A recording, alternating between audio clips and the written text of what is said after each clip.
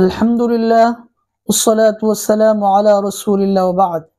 সংক্ষিপ্ত হামদ ও সালাতের পর সুপ্রিয় দর্শক ও শ্রোতা মণ্ডলী, আমি আজ কথা বলবো প্রখ্যাত সাহাবী হযরত মুআজ বিন জাবাল রাদিয়াল্লাহু তাআলা আনহুকে ভালোবেসে প্রিয় নবী সাল্লাল্লাহু আলাইহি ওয়াসাল্লামের বিশেষভাবে দেওয়া সেই ঐতিহাসিক 10টি নসিহত প্রসঙ্গে। যে 10টি নসিহত যদি আমরা আমাদের জীবনে বাস্তবায়িত করতে পারি তাহলে আমরা দুনিয়া ও আখিরাতে সফলতায় পর্যবসিত হতে পারবো ইনশাআল্লাহ। তাই আসুন আমরা এক এক করে জেনে নেই কি ছিল মুআজকে দেওয়া সেই ঐতিহাসিক নসিহতগুলি। নাম্বার 1, হে মুআজ, লা তুশরিক বিল্লাহি শাইআ ওয়া ইন কুতিলতা ওয়া হুররিকতা। হে মুআজ, কোশ্চিনকালেও আল্লাহর সাথে শিরিক করবে না, আল্লাহর সাথে অংশীদারিত্ব সাব্যস্ত করবে না। যদি তোমাকে আগুনে জ্বালিয়ে দেওয়া হয় অথবা হত্যা করা হয়, তারপরও শিরকের মতো গর্হিত কাজে নিজেকে লিপ্ত করবে না। নাম্বার 2, ওয়ালা তাউক্কান্না ওয়ালিদাইকা ওয়া ইন আমারাকা আন তাখরুজা মিন আহলিকা ওয়া মালিক।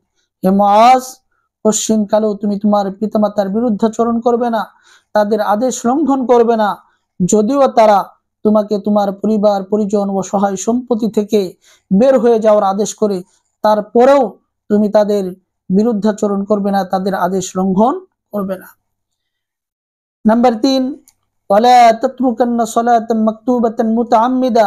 মুআজ, কোশ্চিনকালেও ফরজ সালাত স্বেচ্ছায় পরিত্যাগ করবে না, কেননা ফাইন্না মান তারাকা সালাতান মাকতুবাতান মুতাআম্মিদা ফাকাদ বারিআত মিনহু জিম্মাতুল্লাহ। যে ব্যক্তি স্বেচ্ছায় ফরজ সালাত পরিত্যাগ করে, তার থেকে আল্লাহ রাব্বুল আলামিনের জিম্মা, আল্লাহ রাব্বুল আলামিনের নিরাপত্তা উঠে যায়। নাম্বার 4, ওয়ালা তাশরাবান্না খামরা। হে মুআজ, কোশ্চিনকালেও তুমি মাদক দ্রব্য সেবন করো না, মদ পান করো না, কেননা ফাইন্নাহু রাসু কুল্লি ফাহিশা। মাদক দ্রব্য সেবন করাই হচ্ছে সকল গুনাহের মূল।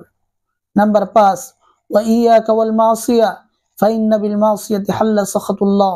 মুআজ, তুমি অবশ্যই সমগ্র গুনাহ থেকে নিজেকে নিবৃত রাখো, কেননা গুনাহের দরুন আল্লাহ রাব্বুল আলামিনের ক্রোধ হালাল হয়ে যায়। অর্থাৎ মানুষ যখন গুনাহ করে তখন আল্লাহ রাব্বুল আলামিন তার প্রতি রাগান্বিত হয়ে পড়েন। নাম্বার 6, ওয়া ইয়াকা ওয়াল ফিরার মিনাস সাহফি ওয়া ইন হালাকান নাস। তুমি অবশ্যই যুদ্ধের ময়দান থেকে পলায়ন করা থেকে বিরত থাকো, যদিও সমগ্র মানুষ ধ্বংস হয়ে যায়। অর্থাৎ তুমি যদি আল্লাহর দ্বীনকে সমুন্নত করার লক্ষ্যে যুদ্ধের ময়দানে ঝাঁপিয়ে পড়ে থাকো, আর তুমি যদি দেখতে পাও যে সমগ্র মানুষ নিহত হয়ে যাচ্ছে, তারপরেও তুমি সেখান থেকে পলায়ন করবে না। নাম্বার 7, ওয়াইদা আসাবান নাসা মুতুন ওয়া আনতা ফীহিম ফাসবুত। শোনো মুআজ, তুমি যদি কোনো অঞ্চলে অবস্থান করো আর সেই অঞ্চলে যদি কোনো মহামারী প্রবেশ করে, তাহলে তুমি সেখানে থেকে যেও, সেখান থেকে বের হবে না। নাম্বার 8, ওয়ানফিক আলা ইয়ালিকা মিন তাওলিক। মুআজ, তুমি তোমার সামর্থ্য অনুযায়ী তোমার পরিবারের প্রতি অর্থ ব্যয় করো, তোমার সাধ্য অনুপাতে পরিবার পরিজনের জন্য খরচ করো। নাম্বার 9, ওয়ালা তারফা আনহুম আসাকা আদাবা। শোনো মুআজ, কখনো তুমি তোমার পরিবার পরিজনের উপর থেকে আদবের লাঠি উঠিয়ে নেও না, অর্থাৎ তাদেরকে শাসন করা বন্ধ করে দিও না, তাদেরকে আদব শিখাবে, আদব শেখানোর জন্য মৃদু শাসন তাদেরকে করবে। অবশ্যই শাসনকে তুমি কখনো তোমার পরিবার পরিজন থেকে উঠিয়ে নেও না। নাম্বার 10, ওয়াখিফহুম ফিল্লাহি আযজা ওয়া জাল। হে মুআজ, সদা সর্বদা তুমি তোমার পরিবার পরিজনের মাঝে আল্লাহ ভীতির কথা বলো, আল্লাহ ভীতি ছড়িয়ে দাও, আল্লাহকে ভয় করার কথা বলো, আল্লাহর ভয় দেখাও। কারণ মানুষের মাঝে যদি আল্লাহ ভীতি তৈরি হয়ে যায়, তাহলে সেই মানুষ সমগ্র অন্যায় অপকর্ম থেকে নিবৃত থাকতে পারে।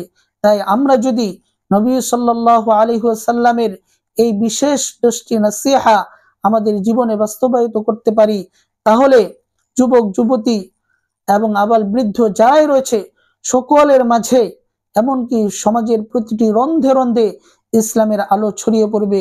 আল্লাহ রাব্বুল আলামিন আমাদের সকলকেই রাসূলুল্লাহ সাল্লাল্লাহু আলাইহি ওয়াসাল্লামের দেওয়া এই 10টি নসিহা অনুপাতে আমল করার তৌফিক দান করুক, আমিন।